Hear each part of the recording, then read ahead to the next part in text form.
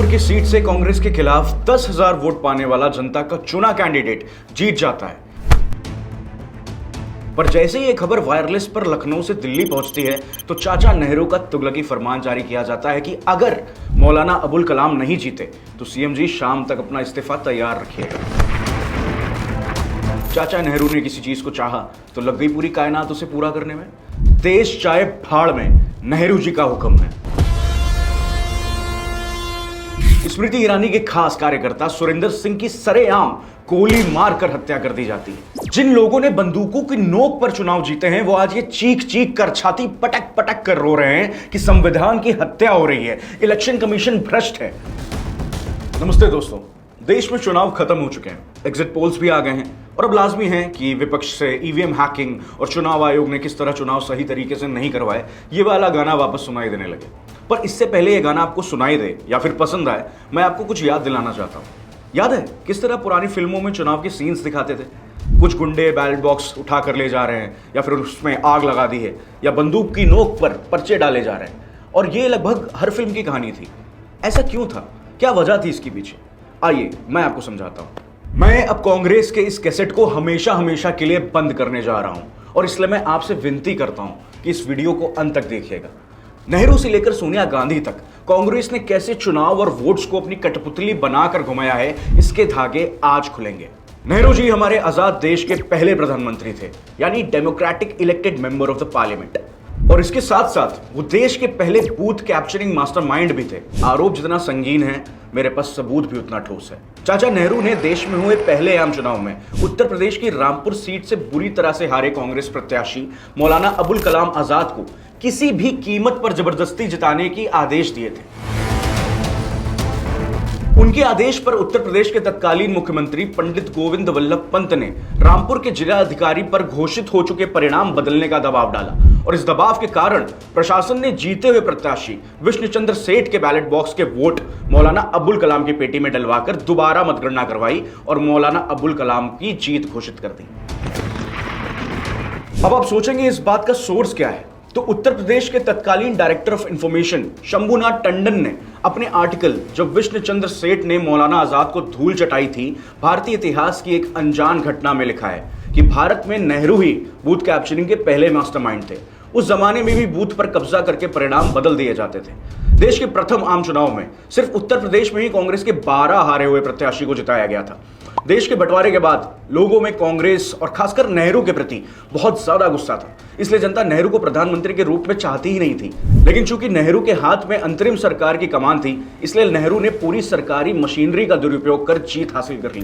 देश के बंटवारे के लिए हिंदू महासभा ने नेहरू और गांधी की तुष्टीकरण नीति को जिम्मेदार मानते हुए नेहरू के विरुद्ध फूलपुर से संत प्रभुत्व ब्रह्मचारी और मौलाना अबुल कलाम के विरुद्ध रामपुर से विष्णुचंद्र सेठ को लड़ाया। नेहरू को अंतिम राउंड में जबरदस्ती 2000 वोटों से जिताया गया। वहीं सेठ विष्णुचंद्र के पक्ष में भारी मतदान हुआ और मतगणना के पश्चात प्रशासन ने बाकायदा लाउड स्पीकरों से सेठ विष्णुचंद्र को 10,000 वोटों से विजयी घोषित कर दिया।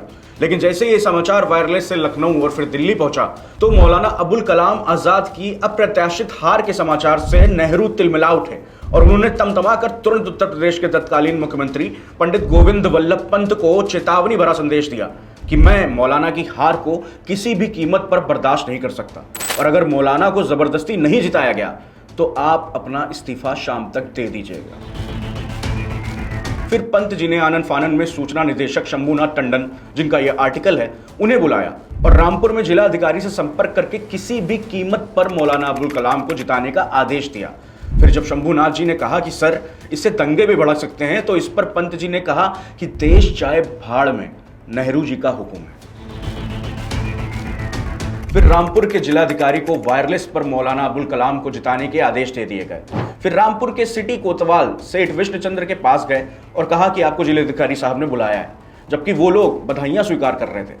जैसे ही जिलाधिकारी ने उनसे कहा कि मतगणना दोबारा होगी तो विष्णुचंद्र सेठ ने इसका कड़ा विरोध किया और कहा कि मेरे सभी कार्यकर्ता तो जुलूस में गए हैं सर, ऐसे में आप मतगणना एजेंट के बिना दोबारा मतगणना कैसे कर सकते हैं? लेकिन उनकी एक नहीं सुनी गई। जिलाधिकारी ने साफ साफ कहा कि सेठ जी, हम अपनी नौकरी बचाने के लिए आपकी बलि दे रहे हैं क्योंकि ये नेहरू का आदेश है।